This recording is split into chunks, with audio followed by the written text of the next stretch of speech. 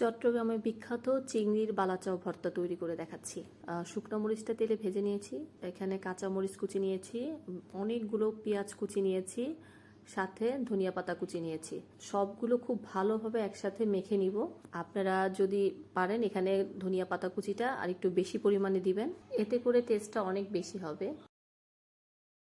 তারপরে সরিষার তেল দিয়ে দিচ্ছি, সবকিছু ভালোভাবে আবার মেখে নিচ্ছি।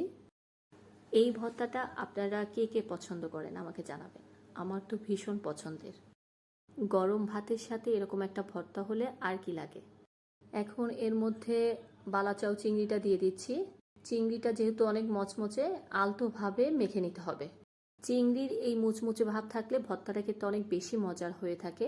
তারপর সামান্য পরিমাণ লেবুর রস দিয়ে দিচ্ছি, আর একটু মেখে নিলেই ভর্তা রেডি হয়ে যাবে। এই ভর্তাটা খেতে গরম ভাতের সাথে অনেক বেশি মজার।